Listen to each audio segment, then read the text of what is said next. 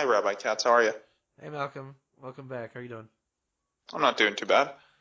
All right, we had a little layoff, a little technical difficulties. Let's hope Yeah. we don't have them again today with the technical side of the world. Go ahead and pick up where we last left off. All right, sounds good. All right, what are we doing? Just for the listeners, what are we doing?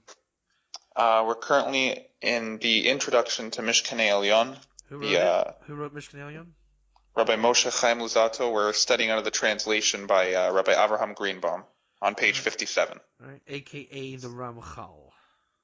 Yes. All right, and we have a couple classes on YouTube up until now, and we're getting into the heart of the book now. So go ahead. Okay. These deep matters are way beyond the grasp of the human mind. No man has ever succeeded in fathoming the wisdom of his Creator and traveling the path of truth and justice in order to grasp and understand the works of God.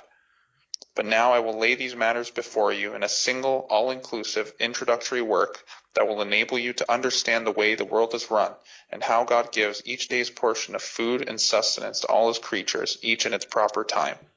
Okay, that's that. Now, so let's go again in the Hebrew, and just go real slow and look for me to start and stop you when I want to get into the Hebrew. So it's going to be very quick little sound bites, so pay attention. Okay. It's going to be very quick, so go ahead and start. Wait for me to jump in. All right. These deep matters. Stop. So, these deep matters. Vehadvarim atikim. So, the word is atikim. Atikim is from the top sphere in Kabbalah, atik. Right? So, keter is the normative term. I'm sure you've heard of keter, right? Yeah. Keter in the is the word Zoharic. Is that a word? Zoharic?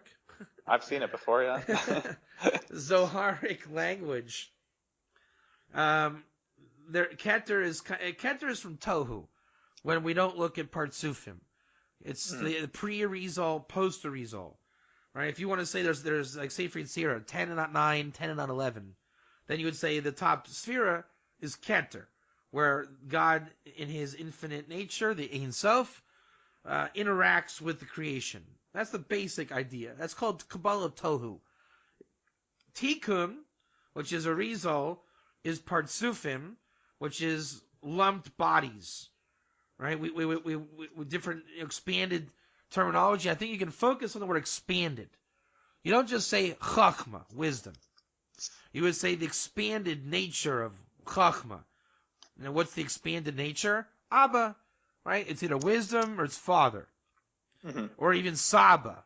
As you know, so there's different names and terminologies. The actual name doesn't imply the essence. It's the function. And they just use the name to describe the function. You would say Right. Abba and Ima, mother and father, right? Which is more explicit than wisdom and understanding. So that's already an expanded consciousness, right? When we say the father dwells with the daughter, Chachma and Nukva, or Chachma and Malchus, these are the terminologies are expressions of expanded consciousness that we can express. Right. So the Rizal's Kabbalah is expanded everything. And Atik is what is the top part of a three-headed keter. Keter means the crown.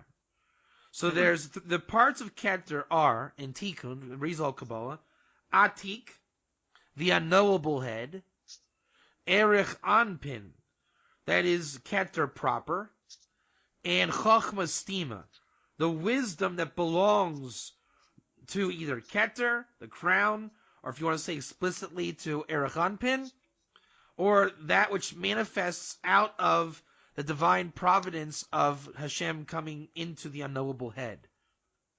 That entire process becomes called makshava, thought. It's the thoughts of God that interact with the thoughts of man.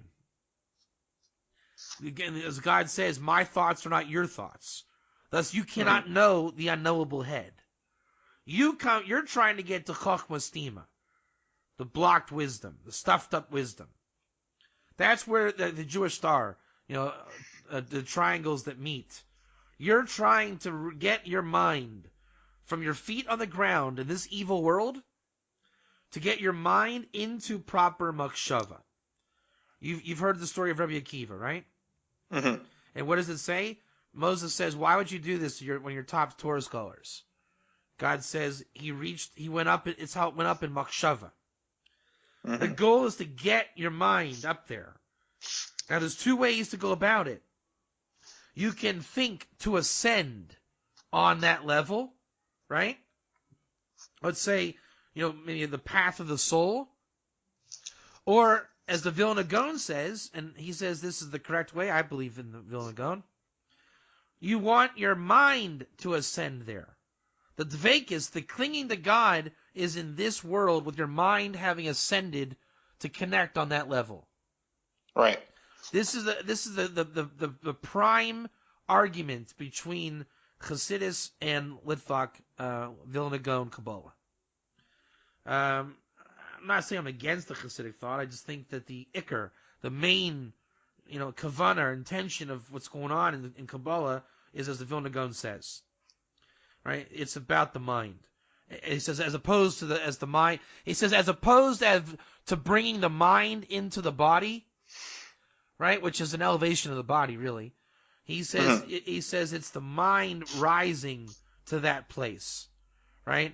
And the Mesiras Nefesh, the sacrifice of self in this world, on your body, taking the troubles, taking the tests, but allowing your mind to reach that place. And the Ramchal subscribes to that. The Vilna Gaon is a student of the Ramchal, which is why I'm bringing that angle here. Again, the Hasidic thought has a place, but we're trying to get to the Ramchal.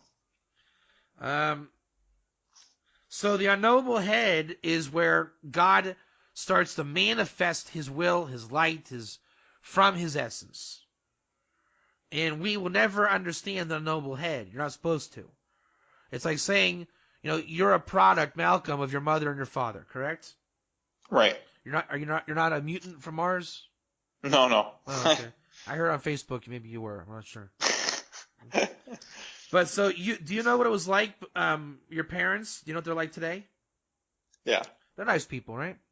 Yeah. But do you know what it was like the day before you were conceived? No.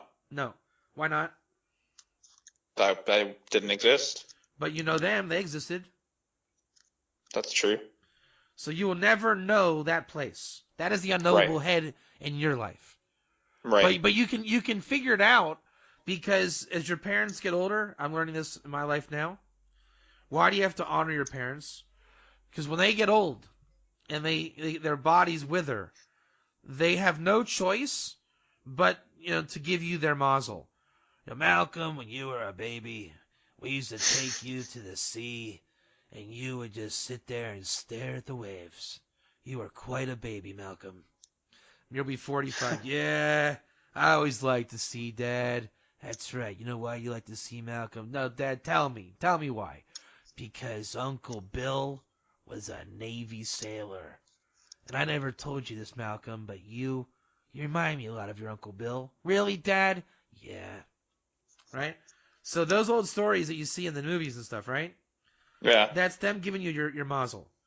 Right? So Right. all these people that are saying I'm a lost Jew and blah, blah, blah, you don't have to guess. Okay? You don't have to think and make up stories. Just pay attention to your parents. They'll tell you everything. Because, they'll give you the information you didn't know. And God's mazel still is operating. So if you are born in a little village in the north of Canada, and you say, man, it sucks to be from Smallville, Canada. I know, Malcolm. and so now you're 45, and it's like today's news report in Smallville, Canada, they found blah, blah, blah, blah, blah. And you'll see and you'll call, Dad, you never told me in Smallville it was the most famous diamond capital on the planet. Oh, yeah, Uncle Bill used to run that. He had this business in South Africa. Like, what? Uncle Bill did that? So, God reveals things in weird ways, right? So between your parents and the mazel, that's all chachma stima. That's all getting the wisdom that you were lacking, right? You have to tap. That's the hack. You got to tap into that wisdom. and then you reach the unknowable head. But you never know the whole story. But you know enough that you're getting it. You're getting the constant trickle download, right? Right. But you'll never really know who your parents were and who their parents were. So you'll never know. But you'll know enough that it's worth living this existence. Because it's just one keter. It's God extending himself, right? It's the thought is extended. If I told you, Malcolm, I figured it out. I know how we can make the technology work for our chavrusa, right? Do you really care what I did an hour ago to figure it out? Or are you just happy that we're recording and getting on with the show? Yeah, I'm just happy that we're getting on with the show. Yeah, I don't have to tell you the whole discourse. Well, I sat Malcolm for half an hour just pondering. How will I get the MP3 Skype recorder to work? So then I wrote an email to the guy. You know what I said, Malcolm, in the email? I said, Dear Jim, I really enjoy your MP3 Skype recorder. Did you ever have an ice cream sundae? I had one once. Did you like it? I liked mine. But back on topic, the MP3, you don't need to know the whole song and dance. Yeah. So you can get on with your life just knowing what I tell you. Okay, so that you understand how the keter works now? Yeah. So there's the unknowable head. You'll never know how I got it to work. There's keter proper, which is thought, which is extending the thoughts down. It's the thing itself. Okay. Then there's the wisdom of it, and the wisdom of it is really all you need to work on, right? You're never going to get it in my head as I had it, and you're not going to get the part that I can't reveal to you. Okay. By the way, I'll reveal this to you also. This is a nice one. You know what the meditation is for the 3 parts of keter? This is very nice. Let me ask you, what is? Give me an identity of yourself real quick. Just tell me one thing you identify with. Just about me, like personally. As a job description or something. I'll give you my job description. I'm a forklift operator. Okay, so this is how wisdom works. You ready? Yeah. When it gets to you, answer the question, okay? Okay. Tell him he's a forklift operator. You're a forklift operator. Go ahead. I'm a forklift operator. Tell him he's a forklift operator. Hey, you're a forklift operator. Yeah. No, I am. I am a forklift operator. One more time. Tell him he's a forklift operator. You're a forklift operator. I'm a forklift operator. Right, that's how wisdom comes down. Tell him he wants pizza. You want pizza. I want pizza. Tell him he wants it heated up in the oven. You want it heated up in the oven. I want it heated up in the oven. That's how it comes down. Everything. See that? Interesting. Yeah. So you get your aha moment. You realized, hey, I don't want it cold. I want to heat it up in the oven. Hey, what are you doing? That's because I said, hey, tell him he wants to heat it up. Hurry up. It's going to get cold. Hey, you got to have that hot. Right? Mm-hmm. Then you jump and say, hey, what are you doing? Put it in the oven. So that's how every wisdom comes down. So imagine you can get like an engine, right? When you get your makshava working properly, right? I tell you amazing wisdom stuff. The Vilna Gaon, Shep and Yosef, Kol Torah, right? What it is when you hear that, it's you would say how do you say? Tell him he wants more. You want more. Tell me more. See what I'm saying? In Torah wisdom, that's how it would work, right? Yeah. So the faster you get that like the pistons firing, that's how you ask penetrating questions, right? Or and it's hard to explain without Talmud. Like in Talmud, you have a kasha, like a problem, right? Yeah. So let's say I tell you, Rabbi Yehuda says it's forbidden. Rabbi Meir says it's allowed. Now, yesterday I told you the opposite, okay? So we're learning Talmud. I would say like this. The wisdom would say, tell him he's wrong. You're wrong. Go ahead. You're wrong. Why, Malcolm?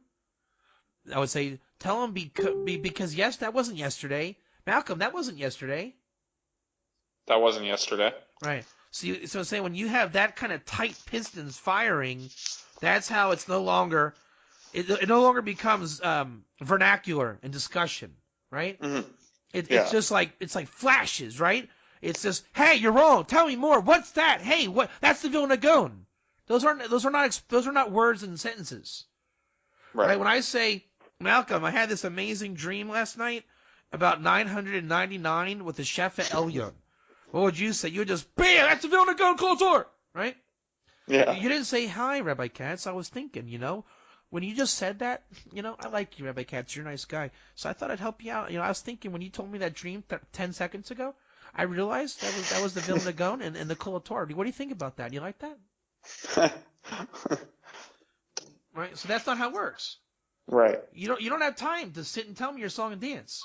Because your wisdom is waiting for the next thought to come down. Right? So then, but based on whatever next thought that I say, you're already receiving that shefa from God ready to fire back at me. That's why wisdom cannot be articulated in simple words. So when I'm teaching my lessons, which is, me and my stuff, I'm not thinking in words and sentences. So when people say, why is Rabbi Katz so hard to understand? Because I'm doing that process, Yeah. As it's coming down, I'm receiving from Chochma Stima. Yeah. I'm letting it fire. I see the flash, and I'm just out with it. I don't care. I don't have time to care. As I say in Texas, ain't got time. I ain't got time. I don't have time to sit and think about it. Because if I wait, I'll miss the next thought that's already coming down. You follow? Right. Yeah, I get you. I guess that's why sometimes it's hard to explain a concept over to someone. That's it, because you got to get people and yourself and whatever in that chokhmah, right? Right. That chokhmah is shefa. That's what the Ramchal is teaching you, how to get that shefa. It's like shut up and just say what comes out. You have to be like we said in the Mishnah class, a little bit rude but with kindness, right? It's rude because it's like shut up, I'm listening, but we're not being rude about it. But there's no time to explain it. It's coming down. And then you got to send the Mayan Nukvin, which is the encapsulation of the thought, and then fire it back up. Right? We said your mind has to reach there, right?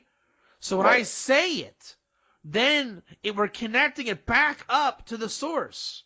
Then it comes down again for you, because now you heard it, and you processed it, and we're causing a piston firing, like a real explosion, like an engine, when we do this stuff. Isn't that pretty awesome, huh? That's great, yeah. Yeah. So that's what it means, atikim. So these things are atikim. It's an engine. You got to know it's an engine. Everything that happens to you is an engine. It's all the time. There's never not an engine. You call it just stuff happening. People saying stuff. It's a pop in an engine. And it's overwhelming because everything is the engine. That's what Kabbalah does, is it teaches you how to isolate, sparks. That's why it sparks the creation, right? That's why that is. You got to learn how to identify the sparks that come out of that engine. That's why the Kabbalah speaks of sparks. It really is sparks. They use the mushal, like a hammer hitting a rock, right? Right. Is that not an engine? What is an engine? Yeah. What does a piston do? Up and down. Is that not a hammer hitting a rock? Is that not an engine? Yeah, creating sparks. But look, the hammer goes up and down. It's a piston. Yeah. The only reason why it's not a very good engine is because I'm a human, I'm frail, and I can't go fast enough like what's his name? John Henry, whatever that thing is, right? Was that John Henry? Is that what it was? That the story from Kids? I don't think so, no. Remember, there's Paul Bunyan. You know this thing? I know Paul Bunyan, yeah. I think John Henry was the guy who had the sledgehammer versus the sledgehammer versus the electric hammer, whatever it is. But my arm gets tired. I'm not a jackhammer. But if theoretically if I had shefa enough, I would be a machine. I mean, that's what pro athletes do, like the Pittsburgh Steelers when they beat up on the Bengals. It's because Ben Roethlisberger has a rocket arm, right? He can throw the ball nonstop all day long and score touchdowns against the weak secondary of the Cincinnati Bengals. Yeah, definitely. You know what I'm saying, right? But that is it. It's why are you not a football player? Why am I not? Because my shoulder gets like worn out after like 5 throws. Those guys can throw it out like a pitcher in baseball. The magic of being a pitcher is he has torque in his arm and shoulder that he can throw it 100 times a game and not get tired, right? Yeah. That's Shefa.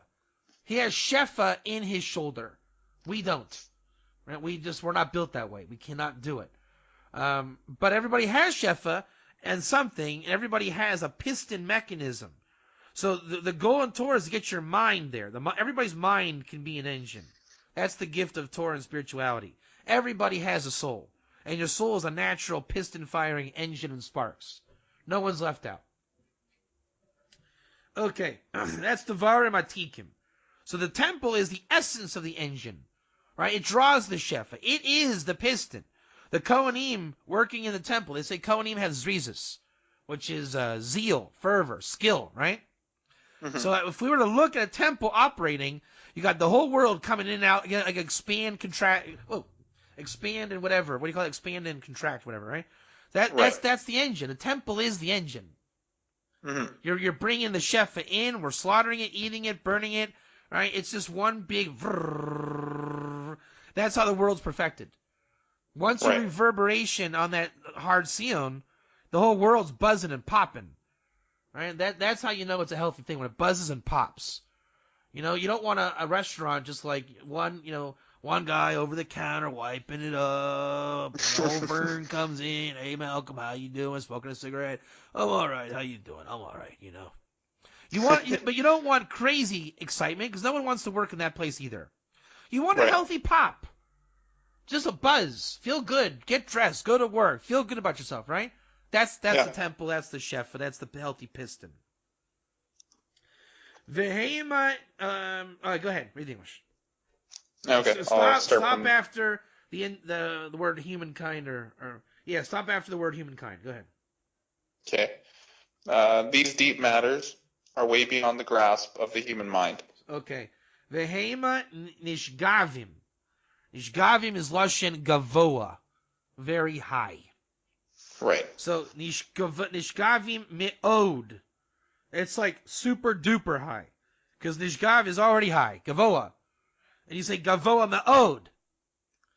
Like Ben Roethlisberger is not just a good quarterback; he is a superior quarterback to the highest level compared to a Cincinnati Bengal quarterback. Right. The obvious jabs, ladies and gentlemen. From the seichel of man. Okay? So you're going to pride yourself for, let's just say, I'll throw you a bone, Malcolm, okay? You reached the chachma stima makshava of, that's the shayach to keter. You've reached keter in your service of God, okay? Okay. You have acquired wisdom. Like Solomon acquired wisdom. It says that he was given wisdom because his heart was clear. He had a crystal clear heart. And his heart saw everything. We say Moses saw everything with his mind. That's why he wrote the Torah.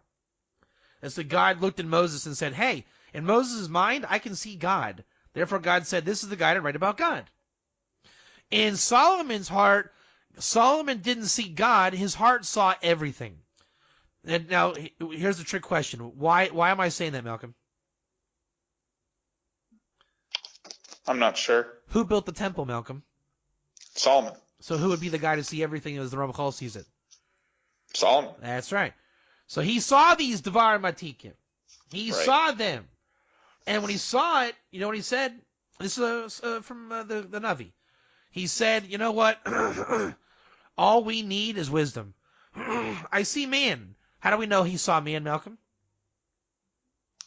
Because he was a man? Ecclesiastes, Kohelet. Okay. He saw everyone drinking and partying and Bengals losing and all those beer parties, tailgates. And he said, I see everything. God has given me, I'm born with a clear heart. I'm not saying a good heart. I'm not saying a high heart.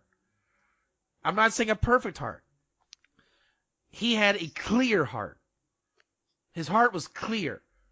Just like you can speak clear, think clear, right? Solomon saw clearly with his heart. So for that, he said, I'm a very flawed person. We all are, he said. But I know what I need. I'm clear enough to say that what I need. By the way, the Zohar says that is the tikkun.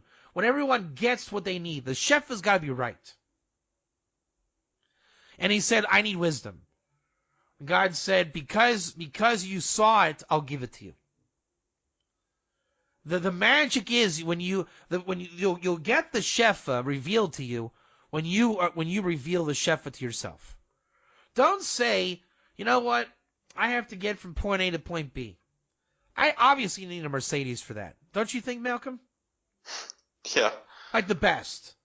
Like that insane, over-the-top, gold-plated, diamond-studded Mercedes they have in Saudi Arabia for the princes and kings in the oil industry over there. Don't you think I need that? Yeah, I wouldn't say you need it, no. I think I need it. But no, not really. Because what you say is, look, I live in Sfat. I got 2 kids. My mother's living with us, helping out. You know what I need, Malcolm? Maybe like a Mazda MP3 type minivan that is great gas mileage, right? Safe, reliable engine, good reports, grips the road well. Don't need the kids to tip over, right? If I had a dream scenario, is that safe to say that I should work for that, earn that goal? Yeah, that's a good one. Right. Or should I say, you know what? Who am I, Malcolm? I want like a $500, beaten down Mazda to show my humbleness and that I'm a meek individual. Because I don't need physicality in my life. Is that true? That could also be true. No, it isn't. Because the Torah demands that we have shefa. Shefa comes down whether you like it or not. What if that is your shefa? Well, then that's what you need. But that's not my shefa if I have 2 kids that need safety. Right. Yeah. Okay. So the secret is that there is a Beit HaMikdash. There is God. He is with you. Shefa is. You just don't know how to identify it. Right? Because you only think to be humble and meek because that's how you want to learn the Torah. Is that the true way? Right? Shefa is what you get what you need. You know why there are Rishoyim in this world? To remind you of what you need. Because you'll say, who am I? I don't need anything. I need bread and salt and water. The Rasha says, hey, Malcolm, little buddy, God wants to give you $1 million. For whatever reason. Ask God. God has funny ways. And you're sitting here saying you want bread and salt, and God's saying no. So why are you telling God no? You have to take your shefa. Now, what if your shefa is bread and salt, and you say, but I'm worth $1 million? Sorry, man. God says no. Right? So you have to learn how to identify your shefa. Maybe I'm wrong with the minivan. Could be.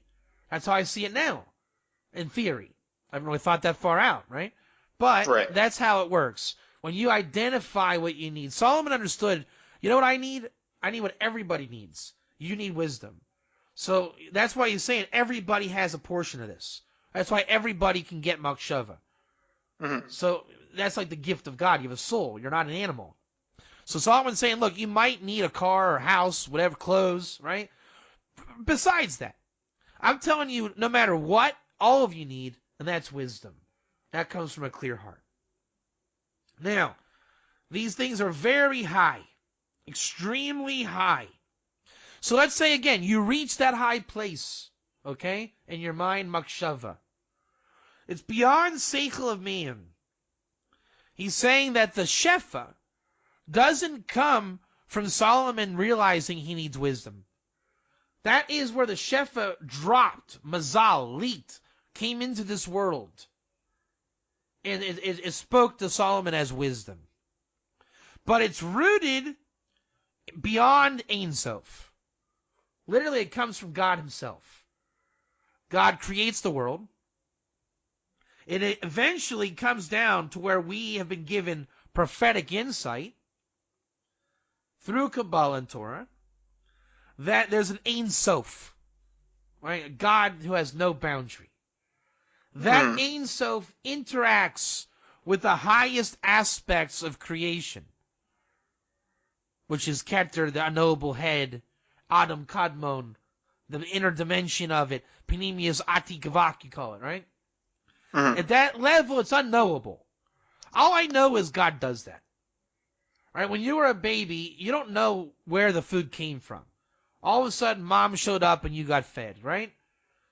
You had no idea what she did before you got fed. You just know, okay, I'm being fed. Thank God, I get to live another day.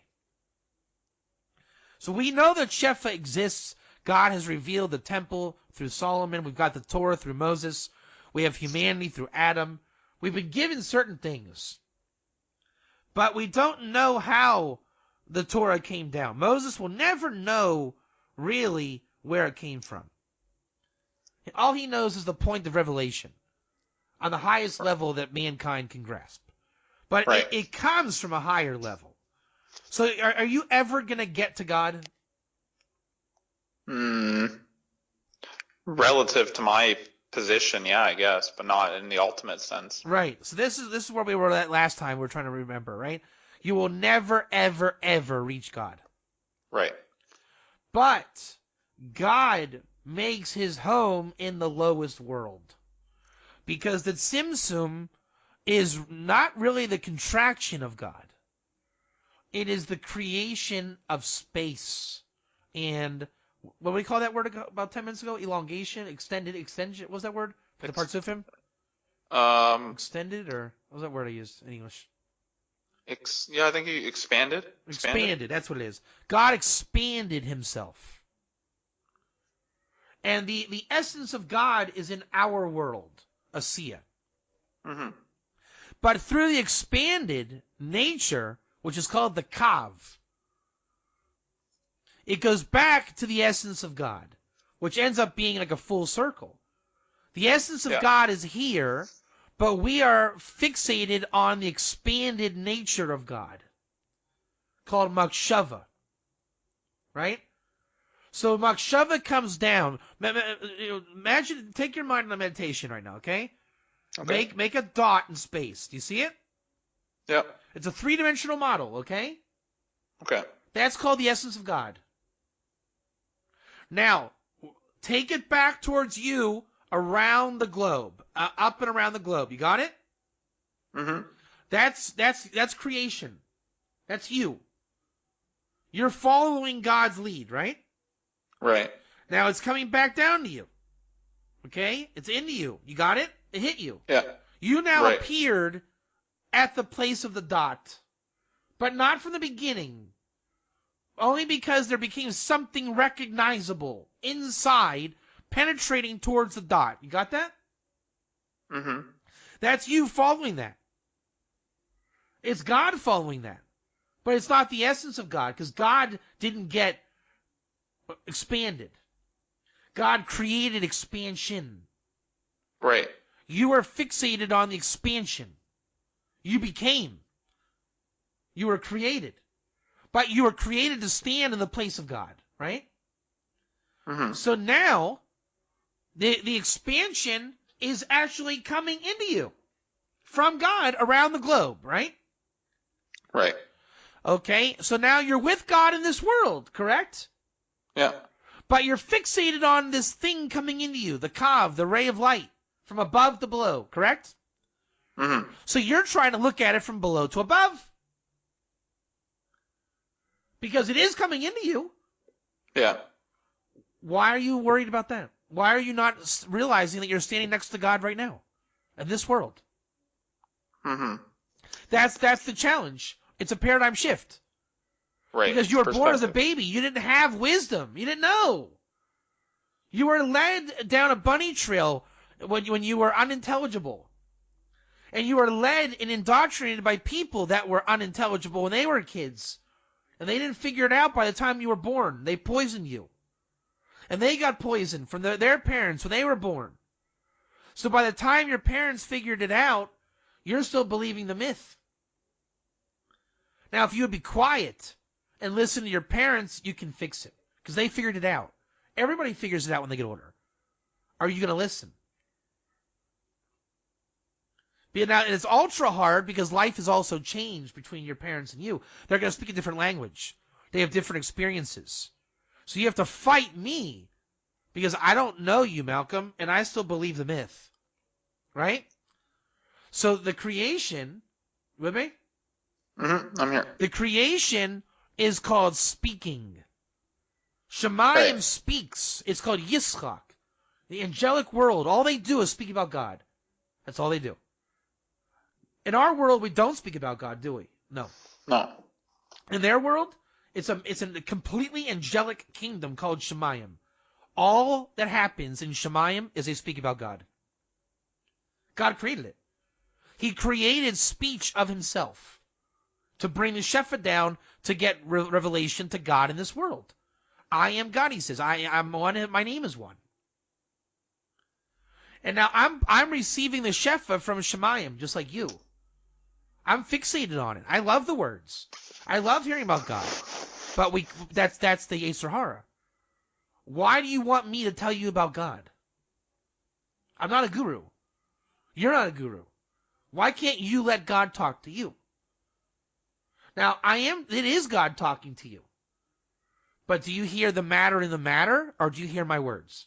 Do you hear me speaking logically in sentences? If you do, that's your Yetzer Hara.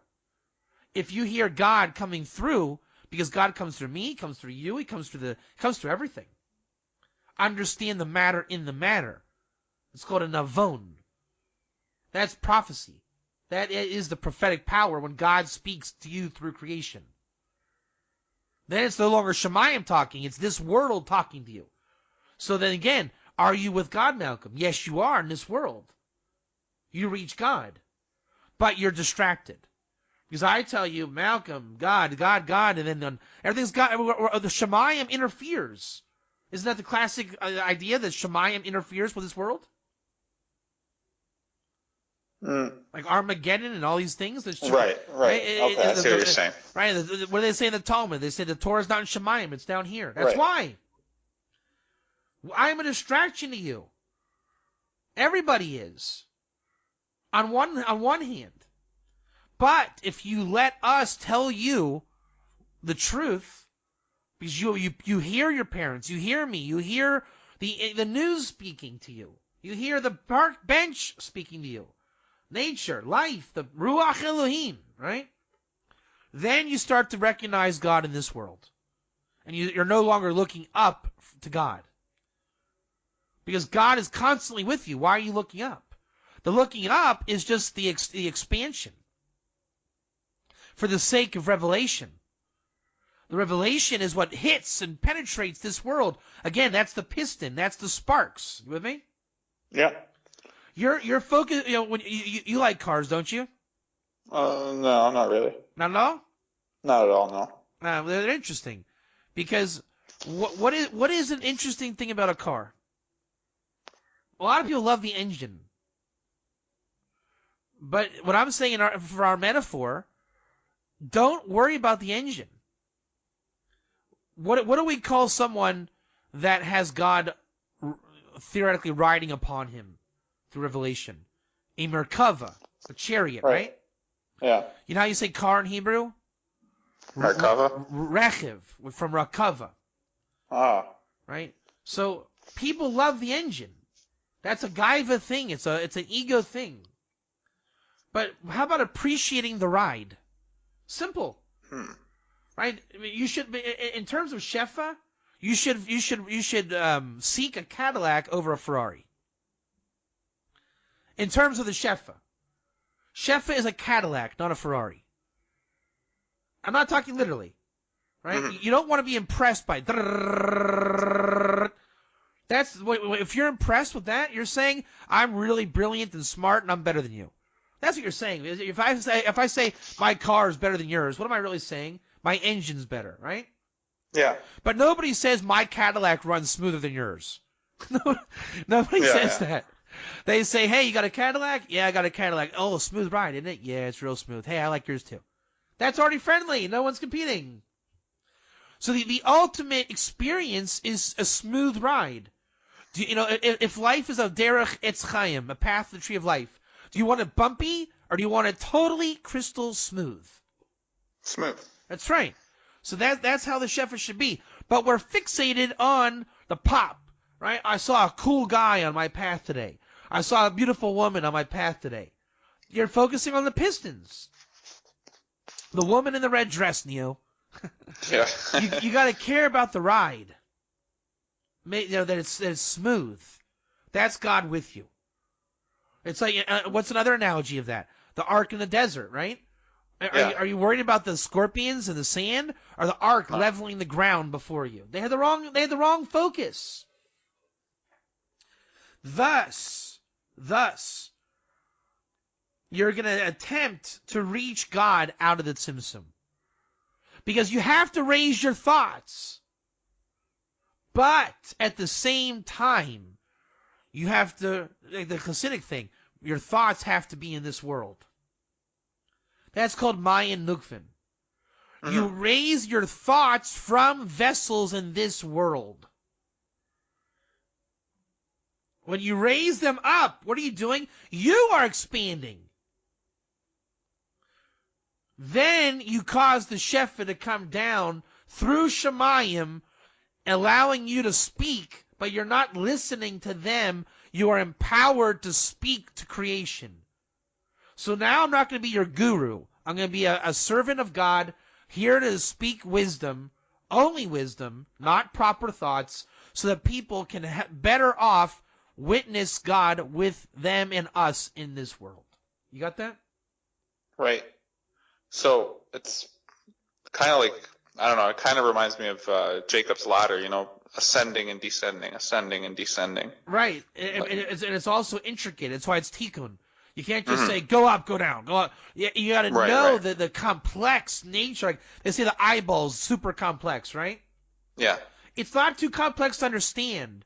It's a complex apparatus. Right. So it's more than duality. It's many things at once. There's up, there's down, there's Mayanukvin. That's called wisdom. Right? You drive a forklift at work, correct? Yeah. Would I know how to do that? Can I go and do it right now? Probably not. Why not? I'm pretty smart. I can figure it out. Just need some training. Why? I'm smart now.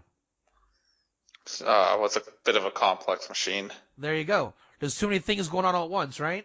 Yeah. There's so many. How many? Just give me a rough number. How many things you got to worry about when you're in the middle of doing it? Just give me a rough number. It doesn't have to be accurate. Just give me. The thing is, how many things are going on all at once with you? So at least 4 to 6 things.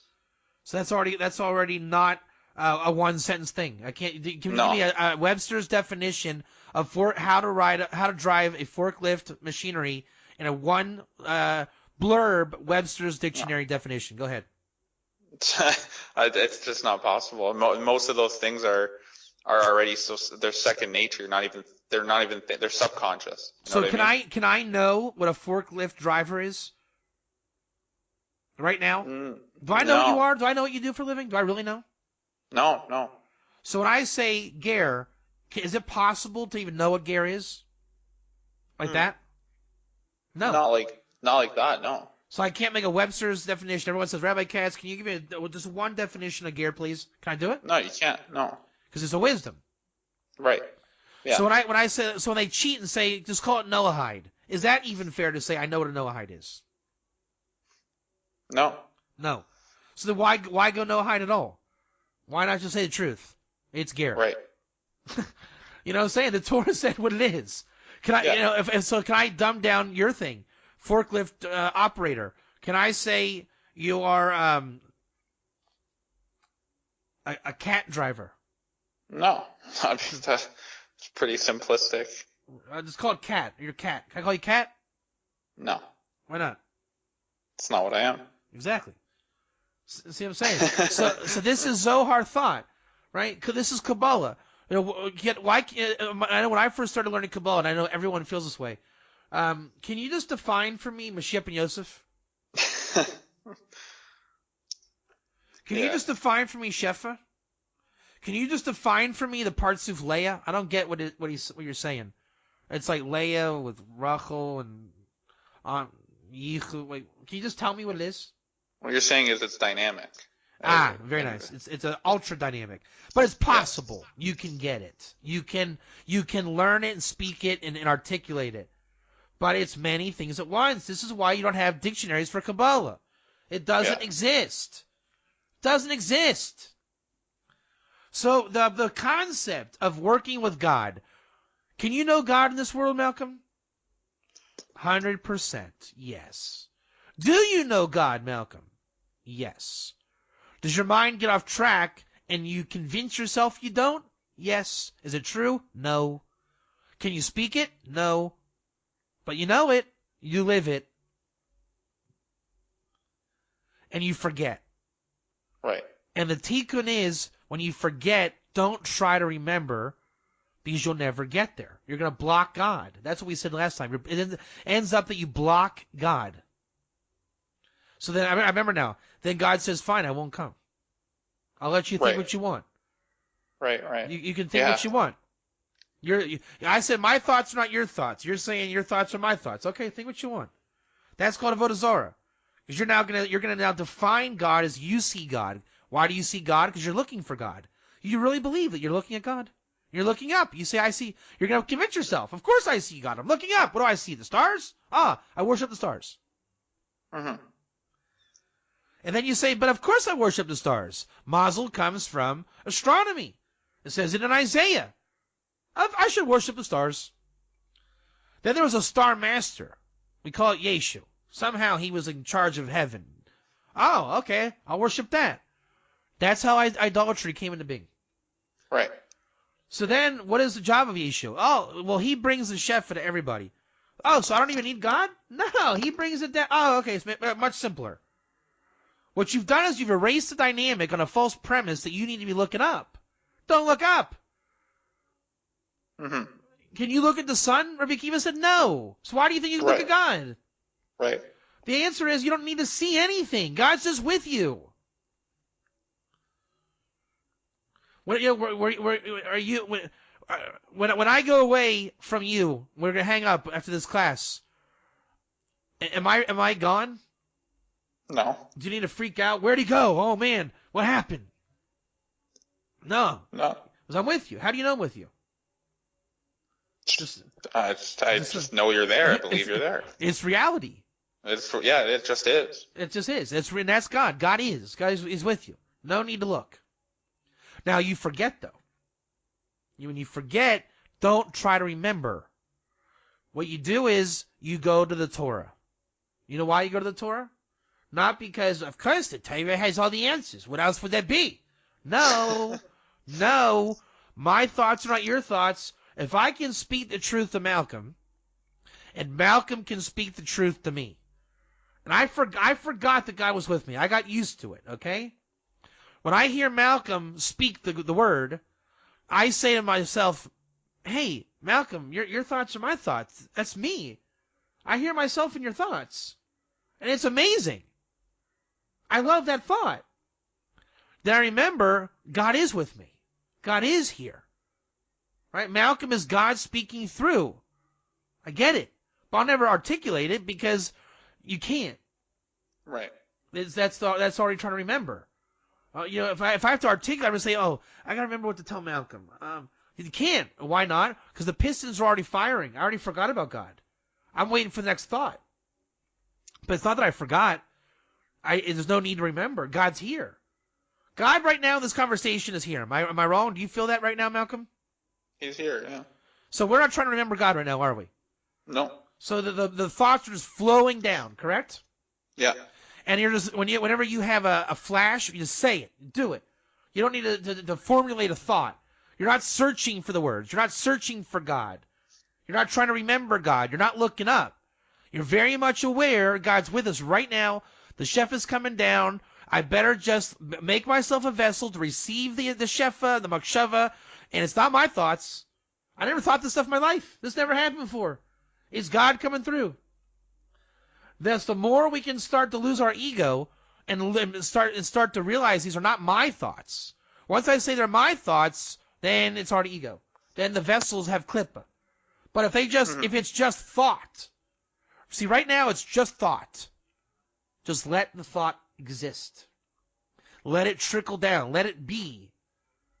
Then God starts to get refined in the vessels. Then it becomes prophetic. Then you have Ruach HaKodesh. Then the thoughts become richer and richer and richer. And they start to reach God in his essence. But this is where Sifrit Niyusa comes in. You have to be modest going up. Once you're looking for God, that's not modest. That's called looking up the skirt of God. That's already rude. Mm-hmm. But if you're modest, you will elevate. The 4 walked in the pardes, they went up to the Rakia. That's how. Right. If you are totally without sin and guilt and shame and human, right, you would eventually reach a level. But we know from the Ramchal, nobody is good enough to get up there because you're a man. Eventually, it's beyond words. You only speak, or you only exist in the speaking realm. So what did God do? He created Shemayim. Shemayim is ultimately more powerful than you. Shemayim is here to beat you down. You know what that's called? Satan. There is Satan in the world. Because why are you trying to get to God anyways? What's your business? That's called the Tower of Babylon. Right. If you're even trying to get up there, you're satanic. Right. At some level, you're Yetzer Hara, Nachash, Tower of Babylon. So what does God do? Let us go and confuse their language. What does let us mean? Angels, Shemayim, hello. You will draw the Satan. Where do we see that? Job. Job wanted to know God. And what did God say? Hey, Satan, go check out my good buddy, old friend Job. Now, Right. Job got the revelation, but he had to learn God comes to you, you don't go to God. If God brings you up high, that's great. But you know what? God will not bring you to heaven because heaven was created dafka, antithetical to man. So can you ultimately rise up to God? No. Why? God wants you to find him here. Now, that's the real challenge. Can you relate to God here? That's a challenge. You said you can't arise to God, but can't you arise in the machshava? But if God takes you high, but eventually Shemayim will keep you from going up. Okay. It was created for that reason. God created something as strong as him, Ki'ilu, Lahavdil. Could God make a rock so big he can't lift it? Yeah, but when he wants to remove the rock, he will. God would have to undo creation for you. For what reason? It's antithetical. Right? If you could make yourself unborn, would you do it? No.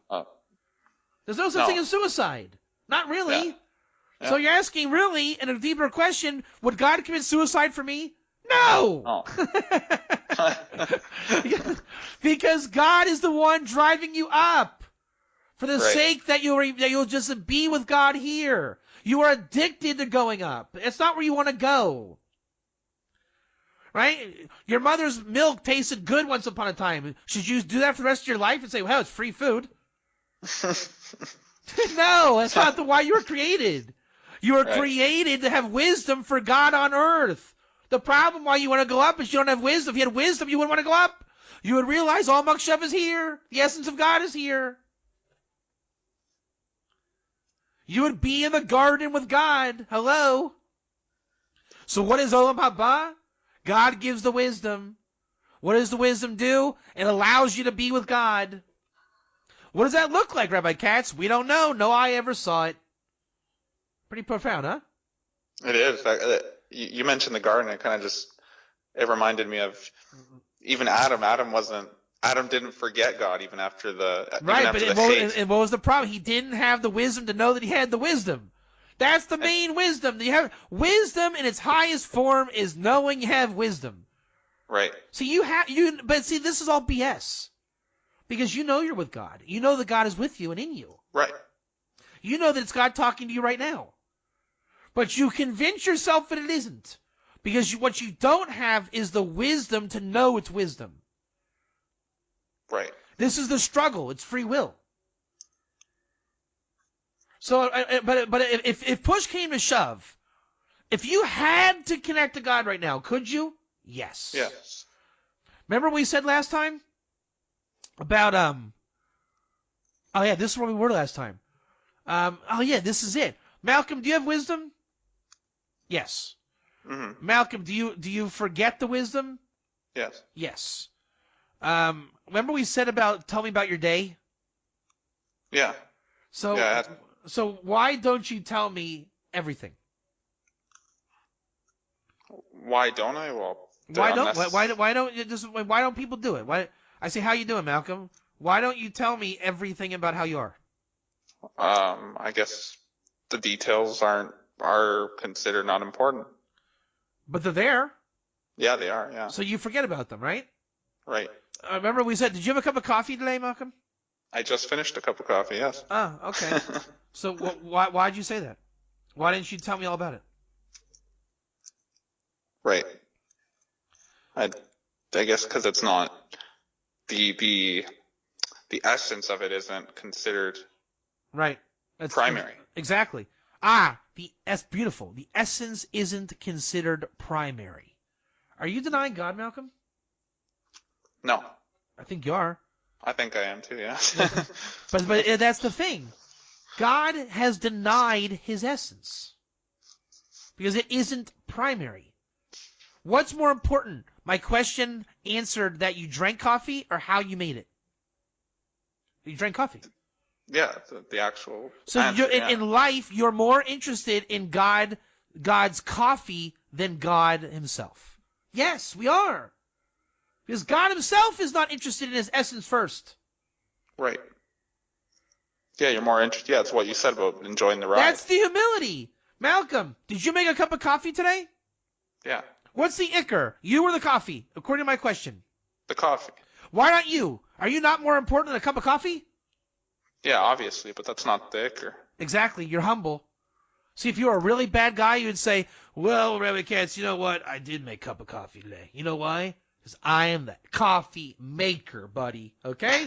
You know what I do? I wake up and I roll my sleeves up and I'm like, yeah, coffee. David Katz, buddy. Coffee. Katz, coffee, coffee, Katz. Then I think about it. And I say, man, David Katz, you are so great with coffee. Now, Malcolm, did you enjoy your cup of coffee? Yes. Also, you make good coffee, Malcolm? From my perspective, yeah. So why didn't you tell me about it? Why didn't you pump yourself up and enlighten me with your coffee skills? Because that wasn't... It's not important. Yeah. It's not important. Yeah. Right? If I asked you if you had coffee, what's important is yes or no. Did you have a cup of coffee? Right. That's all God's essence is. God is not here to say, hey, everybody, it's me. I did it. Again, you know. God is not arrogant and egotistical. God, we say in borrowed language, is humble, right? The essence of God, for example, is not bombastic. It's just not in nature. Now, that's not the right word, because you can't use words to describe God, right? Yeah. But God is here. The God is not, I am great making coffee type of mentality, right? So, with that said, when we are not in the essence, we are who we are in creation. But you're aware of the essence. Now, there comes a time when the essence comes full circle, and you need a burst of the essence. Because there are times, Malcolm, where you forget that you are a great coffee maker, right? Mm-hmm. Because you believe my BS. Because what happens is, the Shemayim tells you, Malcolm, we don't care about you, we only care about your coffee.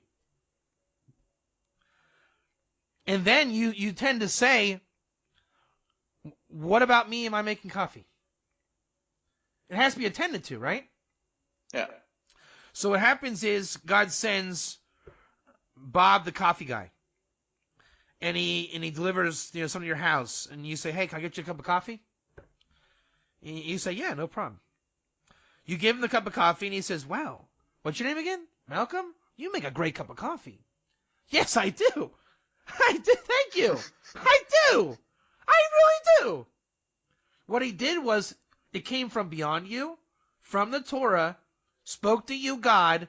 Malcolm, don't forget I love you, because you're a great coffee maker.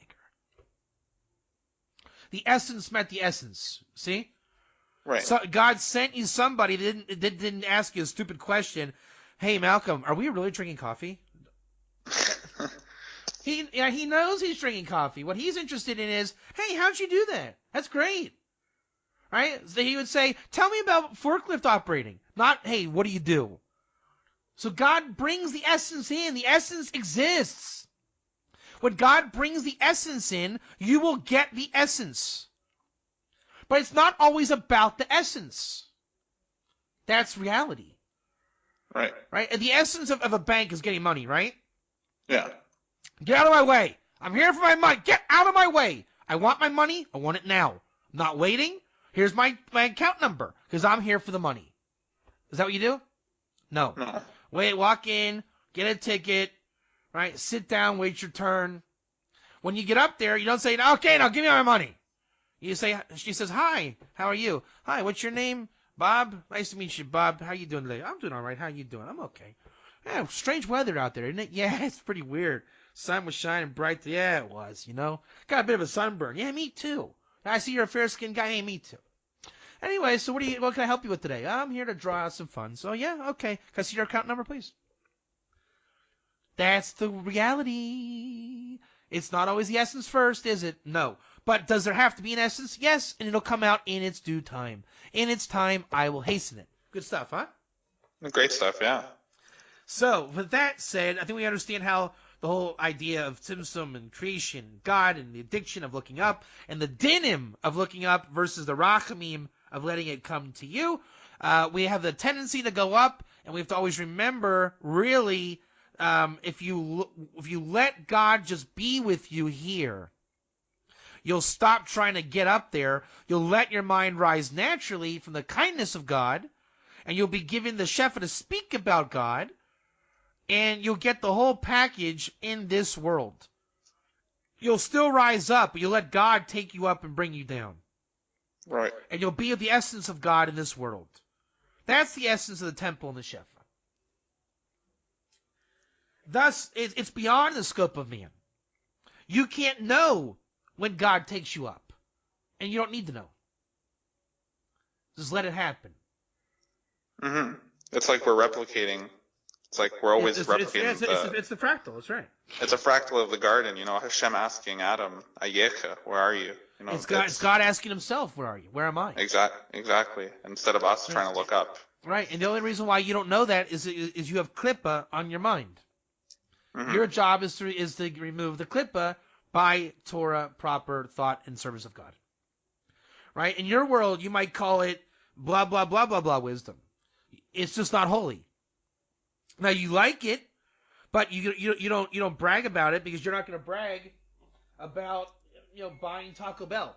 If that's where you have your God moment in buying Taco Bell every day, it's going to sound stupid. Oh, you won't believe this, Malcolm. I went to Taco Bell again, and I got the Mountain Dew, and then the worker brought it to my table. I couldn't believe it. And then I finished it, and it's like he came and got it and brought it back full. And I'm like, whoa, free refills. Perfect amount of ice to liquid ratio. A new straw, because the guy knew I'd bite my straw. And I looked in the store, everybody got free refills. I can't believe this. I got to write a book about this. It's the free refill of Taco Bell. So he's really amazed by it. But he knows he can't tell his buddies, right? Mm-hmm. But if you want to get really into Klippa, that's where, substance abuse comes from, right? That's like what, cheesy Hollywood humor is. That's like where you go to a comedy club. That's where you make it into a joke, and then it becomes a bit holier just because somebody made a joke out of it. You know what I mean? Yeah. But the point is that all shefa comes down either in Klippa or in Kedusha. Our job is to not make it go to the backside, which is what Adam did with the sin. He brought the shefa into Klippa, right? He was amazed by the fruits. He should have been amazed by the wisdom to know the wisdom. That's all you're missing. The wisdom to lock you into this world. You don't want to be locked with God, but really you do. If you had the wisdom to know that you have wisdom, you wouldn't want anything but God. And that's what we try to do, is get enough wisdom that we have enough saturation of wisdom, of Giloi Shechina wisdom. The temple standing on Zion is that. When you see the third temple on Zion, you will forever know God is in this world and not in the Shemayim. The Iker, essence of God. Then it'll be Kagan Hashem, a garden on the planet Earth. All right, keep going in the Anglit. Sure. No man has ever succeeded in fathoming the wisdom of his creator. Stop. Okay. No man has ever succeeded in fathoming the wisdom of his creator. First thing I want to ask you, by the way, I think we recovered the lost wisdom from last time, correct? Yeah. Really? You think? I think so. You agree? Yeah, I think so. Definitely. Okay. No man has. Wait, read it again. No man has ever succeeded in fathoming the wisdom of his creator. Good. Ki lo nischazik adayin ben ha'adam b'chochmas boro. I just said. Did you hear the prophecy 2 class yet from 2 days ago? No, not yet. You should listen to it because the Navi Isaiah in 56:2 defines Ben Adam. Ben Ha'adam is a flawed man, which is very good. That's what we're talking about, right? Mm-hmm. It is particularly a flawed man. He's missing at least one thing, right? So think about you at work. Are you not always missing one thing at least? Yeah. You're always missing one thing. All right, for me, it's like I have things to do in my starred list of my email account, right? Why do they build up? Because I don't have time. I'm missing time. Yeah. You're missing right now. We had technical difficulties. I'm missing a good USB port for this to work all the time. You're always missing something. Right. That's Ben Adam. Ki lo nischazik adayin ben Adam b'chochmas borav. That's what he's saying. Your flaw, Malcolm, is you're always missing some wisdom. Because if I had wisdom, I would have time. If I had wisdom, I would have got the right USB port. Why did I buy the wrong computer in Texas? No wisdom. Mm-hmm. Right, if I would have thought ahead, David, you need strong USB ports. The HP's not as good as the Dell, and you already knew that. Why'd you do it? So I'm missing the wisdom of my creator. That's the flawed man. And nobody has ever succeeded. So we can't say that the third temple's already happened. That's the big thing with Yeshu, right? They say the only thing he didn't do in their prophecies was the third temple. And he didn't do anything. But you see that they admit defeat even by their standards. Yeah. So, because this is the redemption. This is endgame. So right. People have been close. Shlomo had the heart. Moshe had the mind. Abraham had even the wisdom. But no man, has ever succeeded. And if you're trying to succeed, as we showed, you will not succeed. Because that means you're trying to escape reality. And that's already failure. That's what Yeshua Christianity represents. A failure by escaping reality. Right? You shouldn't want to be the Tower of Babylon. That should be the first red flag. Right? You don't want to be Nimrod. And people do. They think that Nimrod's the answer. I forgot about God. I should try to climb to God. That's why, even if you're kosher, you're still an idolater, really, because you're looking for something that doesn't exist. You're challenging God. You're rewriting God. And you will get a substitution in that process. Because you will fail. You'll be beaten down, and there will be the Shemayim, the Satan will say, hey, Malcolm, don't be upset. You're trying to get to God, right? Yeah, I'm trying to get to God again.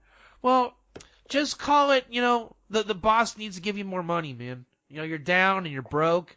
Just be a better employee. Be a better sheeple, okay? You're right. Money's good. I'm just bummed out I'm broke. It's all right, Malcolm. Just keep dreaming for that Ferrari, buddy, okay? The big engine. Brrr. So he was strengthening your slavery. Until you, like an eagle, you get up and you shoot up again, and you come. So the idea is to stop trying to succeed like that. That's why man has not succeeded. We have to stop trying to succeed. In terms of that, start trying to recognize. There's a big difference. Keep going. Okay. And traveling the path of truth and justice in order to grasp and understand the words of God. Stop. Therefore, lo amad b'derech Right? We say that the tree of life is a derech etzachayim, the path of the tree of life. Right. No one has ever stood on the derech. That's what I was saying, the smooth ride in this world, right? Mm-hmm. The derech ha'emet. The truth is on the path. The truth is not in the stars. V'hatzedek. The truthful. Meaning it's a derech ha'emet v'hatzedek. Meaning it's going to continue to be true. If you find truth now here with God, guess what tomorrow will bring? The same thing. In a different shefa. If you have it today, don't go up to the stars tomorrow.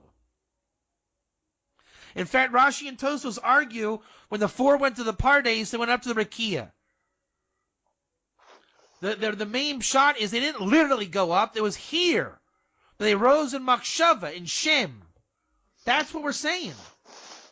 You know, let yourself rise, but you don't need to be aware of it because God is bringing it to you. If I say, Malcolm, I need you to find me a new book for the Ramchal so we can learn tomorrow. Okay? Do I need to hunt you down and call you every 5 minutes? Malcolm, where are you? What are you doing? What are you doing? Report. Or can I trust you to say, oh, you'll bring it back to Shefa? Yeah, you can trust me. Right, because you're an extension of me. So if you went up to find it, I don't have to worry about where I went through you. You took it. You're already the angelic kingdom as far as I'm concerned with God, right? God is working on it. God has taken my mind, placed it with Malcolm, gone up to the heavens, whatever Shefa land you went to in the spirit, and it will Shefa down to me the book that we need. Right. If I worry about you, what am I doing here? I'm negating everything that going on in my life. You're not the only Shefa that I have. I'm not the only Shefa that you have. Like we said, if I'm not here, am I gone? If you're not with me, are you gone? No. Lahavin, you know what Lahavin is? We just learned this in Mishlei class the other night. I'm glad it's here. It does not mean Bina. Bina is the aspect that you know wisdom. What is the missing thing in all of Kabbalah? Bina. And when we said here that we're missing wisdom, what he means is wisdom that knows its wisdom, which is Bina. You don't have Bina. So then what is he saying? He's saying Lehavin. Lehavin is to know the matter within the matter. Look at when you're on time. Look at the tractate of Shabbos 31a. When you die and get to Shemayim for din, they ask you several questions. Did you conduct your business affairs with Amunah? Did you learn the Torah? Set times for Torah? Did you do fruitful and multiply? Did you do the matter in the matter? And I think, did you fear God? Right? So you have to. This is what he's saying. That therefore no one has ever stood and on the way here where truth is and will continue to be truthful, but to be revealed by understanding the matter in the matter. Ulahaskil, to become mindful, to start to recognize the wisdom that can only be recognized in this world. You are not going to ever be wise by going to Adam Kadmon. See the difference? You will not be more you by going back into the womb. Do you want to crawl back in your mother's womb? No. Why not? It's more essentially you, isn't it? Yeah, you could say that, but... But it's not wisdom. Yeah, exactly. Can you get more wisdom from your mother's womb or for her talking to you in this world? From her talking to you. But once upon a time, it was in the womb. Right, but... Doesn't matter. Now, but right, because you were born and placed on the path in this world, she decided to give birth to you. That's the miracle of life. We unfortunately see in the news she didn't have to do that. Yeah. So, and you're here, then your job is to let yourself become wise here. You shouldn't want to go back to where you came from. That's not what you will never get wise that way. That's what abortion is, isn't it? It's saying it'll be wiser to undo a perceived mistake. What the Torah is saying, that's not called a mistake. That's called the path of God, fruitful and multiply. You will get wiser when you embrace that life you created on this world. Right? That's tikkun. If Malcolm upsets me, I shouldn't say, I got to get rid of Malcolm and wish he never came into my life. I have to say, if there's a problem, I have to resolve it and get the wisdom and continue, and Malcolm has a right to exist in this world with me. Right? Mm-hmm. Continue. The workings of God. Go ahead. Okay. But now I will lay these matters before you. No. The workings of God. That thing. Oh, okay. So I'll just pick up traveling the path of truth then. Traveling the path of truth and justice in order to grasp and understand the works of God. Okay. Hold on. By the way, lahavin also means to check it out. To check it out. So you have to always check out in this world. Right? The most essential union of man, ban, 45-52, okay, Mm-hmm. the man, masculine, says what? Like, what is wisdom? Koach ma, power what? Right? The proverbial guy says, whoa, what is that? Right? And ban, the female, lahavin, says, I don't know. Let's check it out. That's male-female to a T. Yeah, He's like, what? And she's like, check it out. But it's a piston. You can't put, hey, you know what? What is that? That's already words. The wisdom is what? Bon. Right? What? Check. Right? That's the essential wisdom. So like me and my wife would say, walking on the path, if I was married, right? I would say, what? She'd say, barn. And he would say, what is that? She'd say, I don't know, let's check it out. How about that for Adam and Eve, right? Hey, yeah. What is that? I don't know, let's check out that apple tree. She gives him the fruit. He says, what is that? She says, check it out. So now, the pu'ulot, el pu'ulot, right? So people say it's two God, but this is what we're saying. It's Aleph Lamed. You want to know El Pa'ulot. This is where, now I know where we got it from, Malcolm. Right? Because El is the name of Keter. Right? The upper kind is Elyon. But it's Pa'ulot. It's happening. So El Pa'ulot must take place in this world.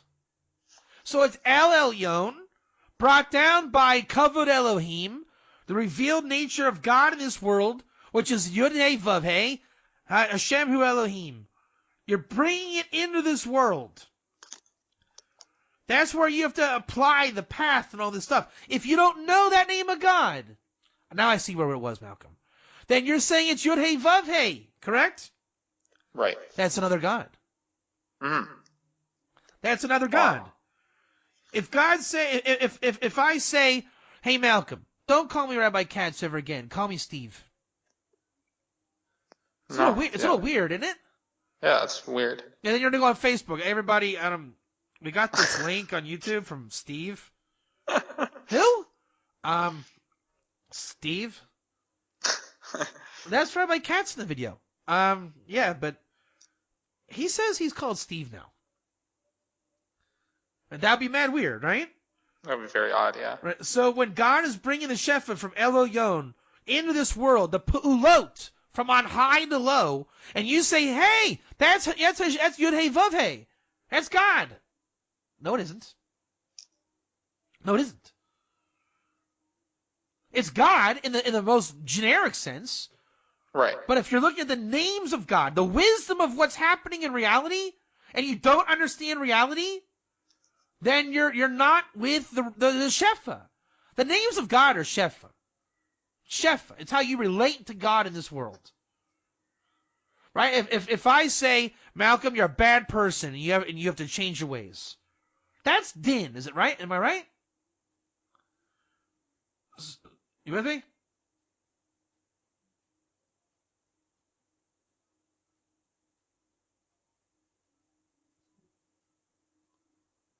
Hello?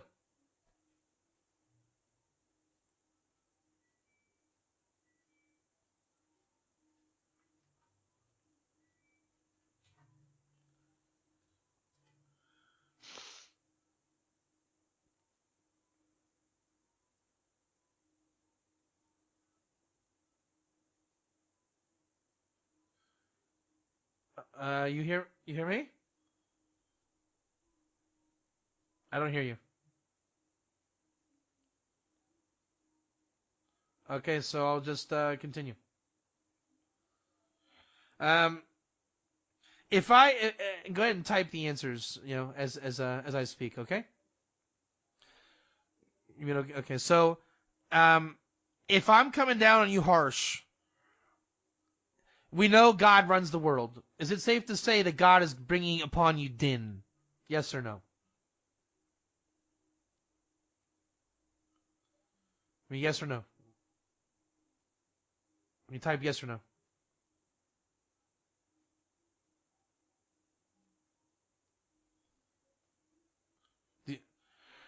Now, if you don't understand reality of Torah reality, and that means you have ego, and your ego would say, David's not a nice guy. I know more than him. God loves me. In a very generic sense, what you're saying is you're denying the name of God Elohim, and you're saying that you know it's Yud Kei Vav Kei. Correct? Just type, one or two or yes or no, whatever it is. So you're not punishable by death, so to speak, but you're not understanding reality. So you're going to miss those social cues that you need to be with the essence of God in this world. Because whatever it is, you don't know my essence, thus you don't know the essence of God. So you're already beginning to forget about God. You're already going to start looking up to remember God. Because you had to look up to say Yud Kei Vav Kei. Because Yud Kei Vav Kei is above Shem Elohim. That's why we work with the name Adonai. Right? It's Malchus. It's like Shehakol, the bracha that covers everything. Right? You're looking for a general bracha. And you got it. God says, my name is Yod Kei Vav Kei. Fine. Not a crime. Right? But it's like you're a forklift operator. But there's no wisdom in that. So this is why God says, Hashem hu Elohim. Elohim is the name of God with a complex wisdom. Mi Eila. It is Hashem. But there's unfathomable wisdom in that name. When you say that name of God, you're not connecting that wisdom. So therefore, it's a problem. We're going to go ahead and call it there. We'll pick up. If you want, I'm going to finish the sentence. So the El Maaseh Yadav, and the name of God Elyon, the workings of His hands. Right. So it's the Creator creating. He's upon you. We can keep going. He's upon you. So for you to look up and fathom where is God, you are denying that you are emanating with God all the time. Bidas ubitavuna. With knowledge. Knowledge is the navon. Right? It's the understanding the matter within the matter. It means you are well aware of God working with you. God is here. The names of God. The principles of Kabbalah, the mechanism of the Shefa coming down, the Makshava, the way the world works. Ubitvuna. Bitvuna. That you can express the wisdom. Right? Because again, you know the wisdom. But I have to recognize it in Malcolm. Because I will forget. God made it that way. And I'll never forget, if I learn from everybody, I'm a Yoetz on the path. And I will forever be reminded by the essence from Malcolm and my entire life walk on the path. The Makifim will keep me erect, aroused, aware, wise and understanding and knowing, clear heart, clear mind, clear soul, without klippa. God is on the earth. In Revelation, Giloi Shechina, Hashem on that day, He is one, His name is one. That's the temple reality. Nobody has ever had pure awareness of God all the time. That is Olam Haba. They've had moments. Moses, Solomon, David, whoever. You have to have the wisdom stapled here all the time to where everybody's giving the wisdom. Not just me. I have to know that Malcolm is wise. The earth is wise. Wisdom is. When that is revealed, that is redemption. We'll pick up next time with, I have placed before you now these many wondrous things. Take care. God bless. And have a great rest of the week in Shabbat Shalom.